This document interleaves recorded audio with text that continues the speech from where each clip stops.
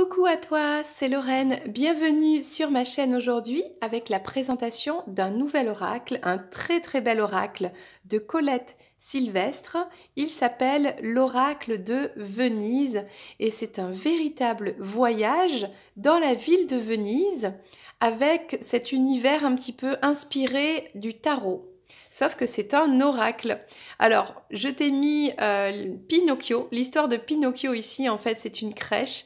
On a Pinocchio, donc qui est italien, hein, tu sais, Geppetto, la fée bleue ici, je sais pas si tu la vois, et la baleine. Voilà, c'était le petit décor pour accompagner ce très bel oracle de Venise. Je pense qu'il n'est pas tout jeune et qu'il a été édité il y a quelques années déjà. Donc celui-ci, c'est les éditions Grancher. Invitation à Venise pour un voyage initiatique de 36 escales avec le tarot. Donc il y a 36 cartes à l'intérieur. Le long parcours initiatique de Colette Sylvestre dans le domaine du tarot, ainsi que dans les ruelles ou sur les canaux de Venise, l'ont peu à peu conduite à faire d'extraordinaires associations entre les lieux historiques et les interprétations symboliques et divinatoires du tarot traditionnel. Comment ne pas associer la maison Dieu avec le campanile qui s'écroule brutalement un matin dans un immense nuage de poussière? Faire un lien avec le pendu pieds et poings liés et le pont des soupirs qui laissait entendre les gémissements des prisonniers enchaînés. Ne pas comparer le battleur avec le gondolier, toujours de bonne humeur et prêt à charmer ceux qui souhaitent faire une promenade le long des canaux. Ce jeu divinatoire restitue toute la magie de Venise, ville de tous les mystères, propice aux cérémonies secrètes, cité de l'amour, mais aussi celle de l'occultisme et de la médiumnité. Chaque carte est un saut dans l'espace et le temps. Leur beauté ne cède en rien à leur puissance d'évocation, grâce à laquelle vous développerez ou renforcerez vos pouvoirs médiumniques. L'eau, l'élément clé de la fascination qu'exerce Venise sur chacun, est la matrice primordiale, d'où peut surgir toute vie. Ces lames vous plongent au cœur d'un mystère, d'un voyage, au centre de votre inconscient, pour y trouver toutes les ressources nécessaires au bon accomplissement de votre destin. Voilà le message vraiment très bien écrit qui résume très bien cet oracle. Allez, c'est parti, on le découvre ensemble. Donc, on a ce coffret avec donc un livret qui est en couleur. Donc on a la carte en couleur, on a l'explication du bâtiment. Donc là par exemple c'est le pont du Rialto. Donc on nous explique qu'est-ce que le pont du Rialto. Donc il a été construit à tel siècle, par qui, comment on appelle ça, celui qui l'a créé, tout ça, l'histoire dans la ville. Et ensuite, on a une citation, donc là, une jolie petite citation de Gabriel D'Annunzio, et la signification de la carte dans tous les domaines, professionnel, sentimental, matériel, spirituel, et même général et sexualité. Voilà. À la fin du livret, si je me souviens bien, on a des exemples de tirages. Donc voilà, en croix, le fer à cheval, la croix celtique, avec des questions, le tirage en étoile, l'arbre de vie, et c'est très bien. Bien écoute, je te propose de découvrir les cartes, alors qui sont rangées comme ceci. Donc allez, on va les attraper. Alors des fois elles se coincent un petit peu dans le fond. Donc nous avons 36 cartes avec une tranche neutre, un carton qui est assez souple, le papier est brillant. Et ce que j'aime beaucoup dans ce jeu de cartes, donc c'est son format qui fait penser un petit peu au tarot traditionnel. Et il a des reflets, alors je ne sais pas si tu vas pouvoir le voir, il a des reflets dorés, voire bronze, mais mat. Alors, si je fais comme ça, tu vois, par exemple, là on a des colonnes, tu vois, donc ça brille. Donc ça, c'est les dorures qui sont mates dans ce jeu. Eh bien, écoute, c'est parti. On commence avec le gondolier. le cloître. Ah oui, j'ai oublié de préciser que donc sur une carte, tu as donc le mot clé. Donc là, c'est la Phénix avec l'image, vraiment de très très beaux dessins et donc des dorures. Et on a des numéros en lettres romaines, enfin des lettres romaines, voilà. Donc c'est vrai que moi, j'ai pas trop l'habitude et il me faut un certain temps pour analyser quel est ce chiffre ou quel est ce numéro, voilà. Donc là, tu vois, il y a des dorures, je sais pas si on les voit bien. Donc ça, c'est le palais des Doges. Notre-Dame de la Salute, Salutée peut-être. Voilà. Est-ce que tu vois bien? Les morts. Je vais rapprocher les cartes peut-être. Voilà, je mets un peu plus de lumière. Les chevaux de bronze. La salle du conseil. C'est vraiment très bien représenté par donc des peintures, des dessins. C'est vraiment très bien fait, c'est simple, on comprend tout de suite l'image en fait. On n'a pas besoin... alors on a le livret qui va expliquer l'architecture, etc., l'histoire de la ville, la place de ce bâtiment dans la ville, moi j'aime beaucoup. Mais on peut aussi laisser parler son intuition. Donc là on a le monastère, la tour de l'horloge. Si on connaît la ville de Venise, ben, super, génial. Ça rappelle un petit peu peut-être des souvenirs ou quoi. Personnellement, je ne connais pas cette ville que je rêve de visiter un jour prochain. Et donc, bien, c'est intéressant d'en apprendre plus sur cette ville avant de m'y rendre, voilà, grâce aux cartes. Donc, on apprend beaucoup grâce aux cartes. Le lion de l'Arsenal. Le voilà, le fameux pont des soupirs, où Casanova s'est échappé. Le passeur, donc sur sa barque. Le puits. Donc le pont du Rialto hein, qu'on a vu dans le livret. Le campanile. Les anges de la basilique. Le grand canal avec la lune. Magnifique. L'escalier d'or. Donc celui-là, il est tout en dorure. Hein, je ne sais pas si tu vois bien. Voilà. Donc c'est vraiment très très joli. C'est un très très bel oracle. Il est raffiné. Il y a le sens du détail. J'aime beaucoup. Le baptistère. La sérénissime. Alors, je ne le connais pas bien, hein, cet oracle, donc je te propose de faire un tirage juste après Express pour en apprendre un peu plus. L'arlequin, magnifique, avec son masque et son costume coloré. Les musiciens. Les amoureux qui sont sur une gondole avec le gondolier. Le Palazzo Contarini, l'escalier des géants. Ça donne envie de voyager, en tout cas ça donne envie d'y aller. Hein. La Venelle, les pigeons, les chats. Il doit y avoir beaucoup de chats dans cette ville. Le marchand ambulant, le souffleur de verre. Alors ça, c'est vraiment une profession que j'admire. Je crois qu'aujourd'hui, elle a disparu. Il y en a peut-être un ou deux ou trois qui existent dans la France ou à l'étranger, un petit peu comme ça, mais je crois que c'est en train de disparaître. Le palais, la dentelière.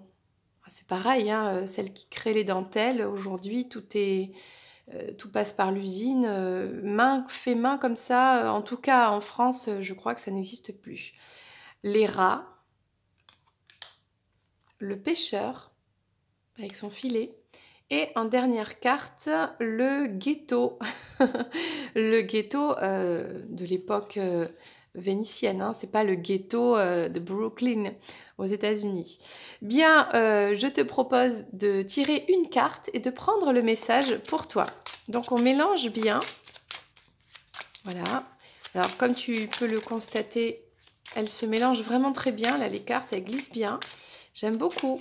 J'aime beaucoup le dos des cartes, hein, avec ces petites étoiles comme ça, dorées qui scintillent. Et donc, ils sont avec ce reflet doré mat. Vraiment, je trouve cet oracle très joli. Autant il y a des oracles qui ont des messages très parlants et qui sont moins jolis dans les images, autant celui-ci, il est vraiment très très beau, avec des messages intéressants en plus. On va y arriver. Allez, une carte. Et donc, un message pour toi qui regarde cette vidéo, c'est la carte du palais des doges. Eh bien, nous allons lire cette carte qui est la numéro 4. Alors, qu'est-ce que ça nous dit? Donc, on va faire une petite visite à Venise. Est-ce que tu es prêt ou prête? Représentant de toute la puissance de la République, le palais ducal était la résidence du doge ainsi que... Alors, par contre, le petit défaut ici du livret, c'est qu'il est, comment dire, il va beaucoup à l'intérieur. On n'arrive pas à bien lire, il faut bien ouvrir les pages. Alors, je reprends. Donc, c'était le lieu où siégeaient le Conseil et le Sénat et où se déroulaient toutes les manifestations officielles de l'État. Il était à la base même de toutes les instances politiques supérieures de la République, le législatif, l'exécutif et le judiciaire. Le premier palais fut édifié en 814, palais de bois. Il fut dévasté lors d'une rébellion et reconstruit. Il fut alors victime d'un incendie, pauvre bâtiment. Ce bâtiment de forme déconcertante et fascinante, tel que nous le voyons actuellement, date du XVe siècle. C'est celui que l'on voit ici. Cet imposant palais, situé à l'entrée du Grand Canal, symbolise l'expression la plus parfaite de la puissance, de la richesse et de la gloire de Venise, et fait l'admiration de tous ceux qui le découvrent. Nous ne devons toutefois pas oublier que le doge et les membres du Grand Conseil, aux compétences très étendues, décidaient, délibéraient, veillaient sur tous et sur tout, intervenant parfois de façon impérative et tyrannique, n'hésitant pas à entretenir une armée d'espions afin d'encourager les dénonciations anonymes.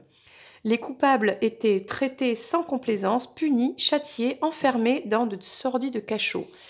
Eh bien, sympa l'ambiance. J'ai envie de dire, ça me rappelle une certaine époque actuelle, notamment en Italie, justement. C'est peut-être pas un hasard que cette carte est sortie. Donc, il y a une citation que je vais te lire d'Hippolyte Taine. Le palais est l'expression la plus parfaite de la puissance, de la richesse et de la gloire de Venise.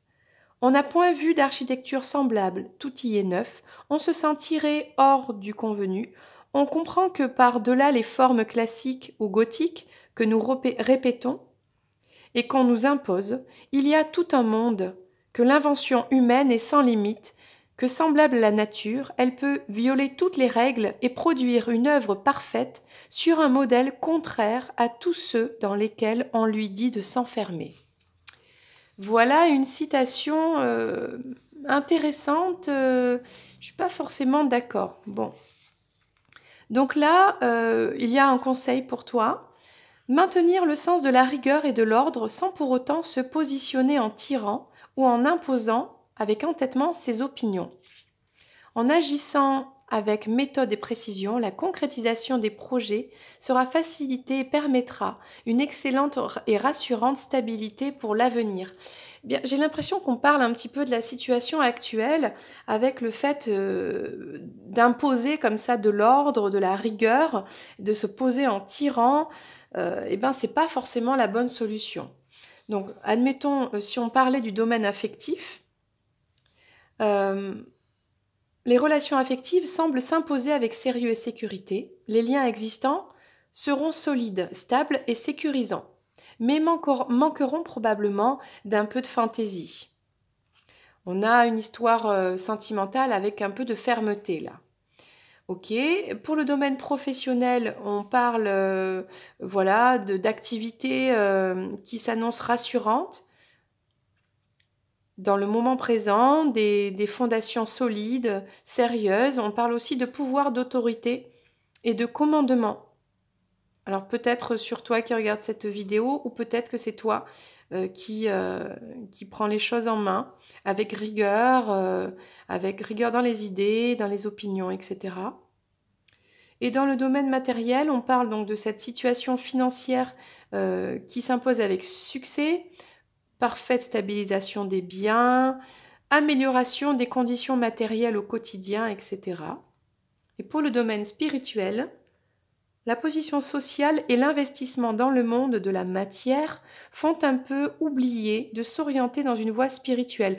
On a peut-être une carte qui montre qu'on est un peu trop ancré dans le matériel et que du coup on s'écarte un petit peu du spirituel. Voilà le sens un petit peu de cette carte.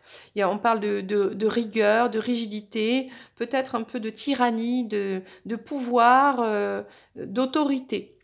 Ok ? Donc, suivant ta situation, eh bien, prends cette carte, comment ça te parle. Et on a aussi l'état général et la sexualité.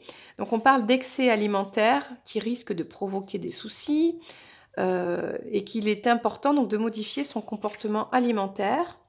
Et pour les échanges sexuels, ils sont vécus à la fois avec générosité et despotisme, c'est-à-dire on est soumis un petit peu. Et il y a un besoin d'imposer sa force, sa puissance. Du coup, il y a des relations qui ne sont pas forcément dans l'équilibre avec un rapport de domination sur l'autre. Donc, soit toi, soit ton autre. Et alors, sur les informations complémentaires de la carte, qu'est-ce qu'on nous dit? Cette carte sécurisante favorise tous les placements immobiliers et investissements financiers divers. Et les activités de pouvoir ayant un lien avec la politique, tiens, l'armée, les hauts fonctionnaires, les dirigeants de grandes entreprises.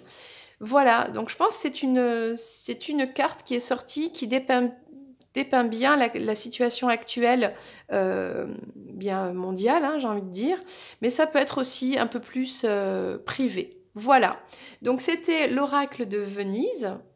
J'espère qu'il t'a plu, moi je le trouve vraiment très très beau. N'hésite pas à liker cette vidéo et à me faire ton petit commentaire, à voir si cette carte eh bien, t'a parlé. Je te fais plein de bisous et je te dis à bientôt pour une prochaine vidéo. Et n'hésite pas aussi à t'abonner et à activer la petite cloche pour recevoir tout de suite les vidéos dès qu'elles sortent. C'était Lorraine, bye bye!